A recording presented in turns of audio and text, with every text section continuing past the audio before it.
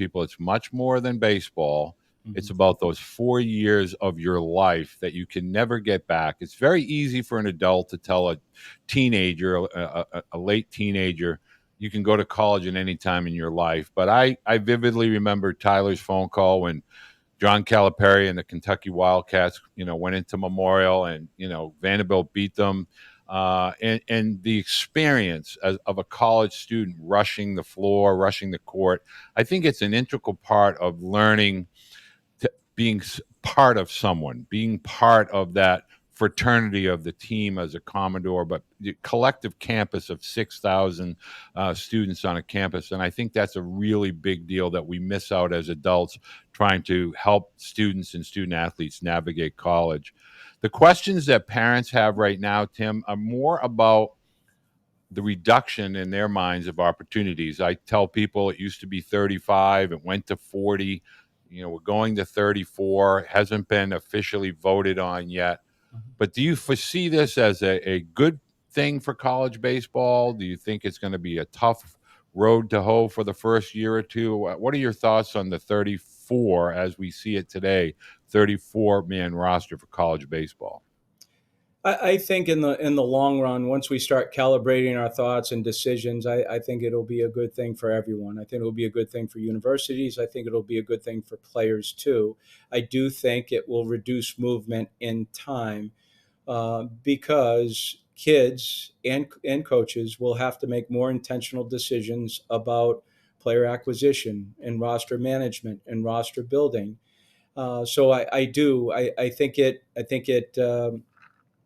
Now we've had rosters of below 34 before. Our first roster here was 26. So the great thing about a roster of 34 is there's more harmony because kids get a seat at the table. They get an opportunity to play.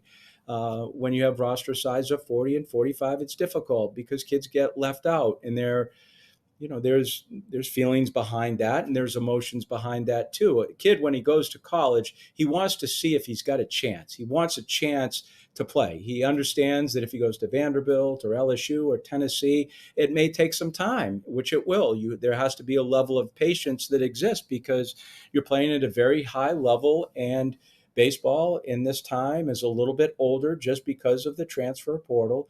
But I think long term, I think the 34 roster will create more harmony with kids and teams. And I do think there will be a level of less movement. I think when there's more moving parts, there's an opportunity to move a little bit more for the kids, and there's more opportunity to be more transactional with kids in making decisions. And I don't think that's beneficial to anyone. But that's me. But I do think in the long run, I think it'll be beneficial. Now, you and I had talked earlier. Do you feel this will become a conference type of decision, or will it be school specific? If the school, whether it's Title IX implications, or anything along those lines within athletic departments, do you think we'll see some conferences universally adopt the full scholarship for 34? Or do you think it'll just be a school by school decision? Yeah, that's a good question. It could be school by school. It could be conference led. I'm not sure. We happen to be in a conference where whatever we're doing, we're probably going to do it at the highest level, whatever that may be. Um, and the SEC is, the slogan is it just means more. It means more to a lot of schools. Let's face it. Oklahoma State's not in our conference, but it means a hell of a lot to Oklahoma State. I can guarantee you that.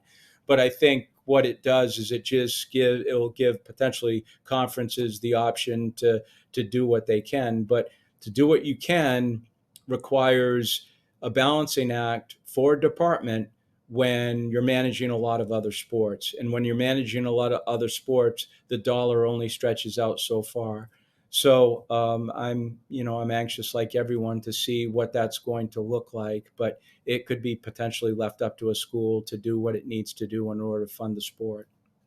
Do you foresee, Vanderbilt specifically taking a much slower, or a much more efficient, slower approach to making sure that the student athletes are not only a good fit academically and athletically, but that they truly want to come to Vanderbilt as a freshman? In other words, is the high school athlete still going to be play an active role with regard to your recruiting or college baseball in general? Yeah, as long as I'm here, it will. I just like the freshman athlete. I like the development piece of that, and I like kids that really want to go to Vanderbilt. You know, when you hear a kid say that's a school I want to go to, then you understand that they've already played out the circumstances of what it looks like academically and athletically. It's something that they're hungry for, and not everyone's hungry for that, and that's fine. But yes, for us, it's finding that person that A wants to come and B is a good fit for the university and good fit for our program, and certainly skilled enough. And uh, there's, I was talking to Ty and Kinger and Brownie about that today, and you've got a clump of kids that are all very good, and you would take a lot of them, but you can't do that. You have to make decisions, and when you're looking at a clump of kids that are all really good, then in essence, what you want is you want to create more time so you can watch them develop some more, so you can make a right decision. But if they're recruited by other schools, they may say, well, I'm not going to grant you that time because if you don't think I'm good enough now, then I might go in this direction. You might have to live with that. I think at the end, uh, what I don't enjoy is sitting in this office, looking across the table and looking at a young man and saying, it's just not going to work out. You can't be 100% right. You're not going to be. I mean, there's going to be kids and situations where it might not be the right fit for them, and it might not be the right fit for you. And the only way you will determine that is by more time at your school. But at the same time, if you for us, if we can make less mistakes that way, I would rather do it.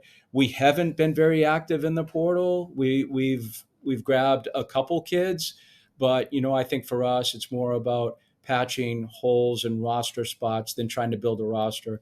We're still very intentful on building rosters with young kids. My final question here, Tim, for you, and it comes from a lot of the parents. Yep. You and I grew up in a part of the country where the words postgraduate school were more of an academic, environment. The Phillips Andovers, Exeter, those types of schools, Salisbury. Can you talk about if a parent or a student athlete is going to consider a gap year? Would you feel it would be more beneficial, in your opinion, to make sure that you're maintaining some type of academic balance as opposed to just taking a hard left and going into the weight room for a year and getting on a Rapsodo or Trackman or something and then reemerging a year later? Just talk about the benefit in your mind potentially of a postgraduate year in an academic environment. Yeah, yeah. I can't imagine doing it that way that you just mentioned. Number one, I mean, I'm a product of a PG year, so Right. I went to high school, very rural high school. I wasn't as mature as I needed to be. Mom and dad didn't go to college, but they had the wherewithal to say this young man needs another year. So I took another year. I can't tell you. I listen. More than anything, and I'm at a school that prides itself on private school education. There's been more. There's two rooms in this university that have helped kids get to levels that they never thought they could get to. One of them is the classroom. The second one is the weight room. The weight room, I think, goes without saying. When you start doing things physically and from a fitness standpoint that you've never done before, your self esteem and your confidence grows. But more than anything, the mind drives the body. And the mind, when you develop the mind and you start to developing mental skill sets that you didn't think you had, then your confidence moves to levels that you've never seen a young man ever before develop. And we had a daughter that played tennis here. We saw that. Was she a Vanderbilt student when she came in? She was not. Was she a Vanderbilt student when she left? She was. Her processor sped up, so her decision making process became a lot greater. Her her brain developed, it got stronger, it developed more, her mental toughness grew, her court skills as a tennis player took off.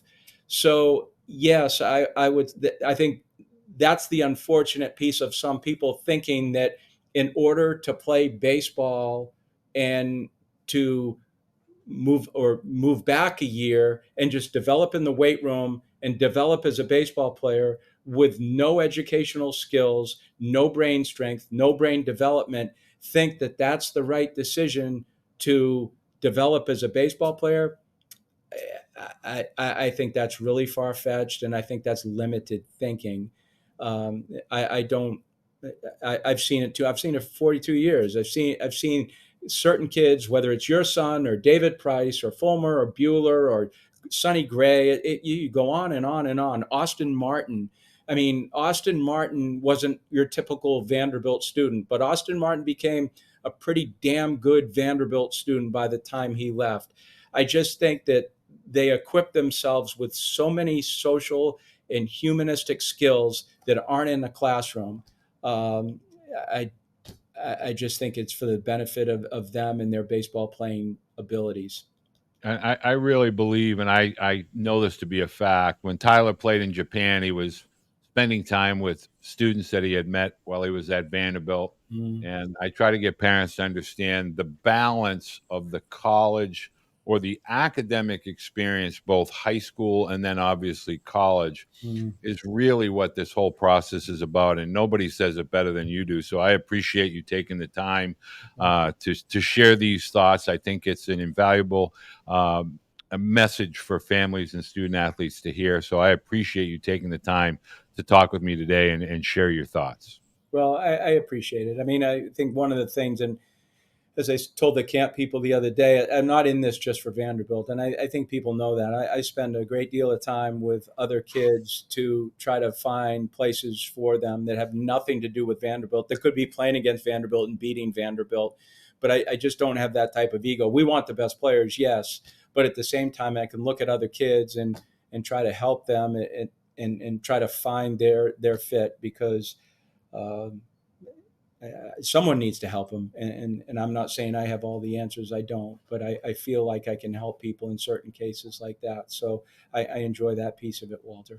Well, that's a lot of what we do here, Tim, is just Yes. try to be able to help parents with respect to the overall process, offer some guidance, as somebody who's lived it as a coach, but more importantly, as a dad, and be able to share my relationships with people such as yourself and Mm, coaches from all over the country. So, again, I appreciate you taking the time. thank you. Please say hello to Molly for me and Coach Kinger and Coach Brown.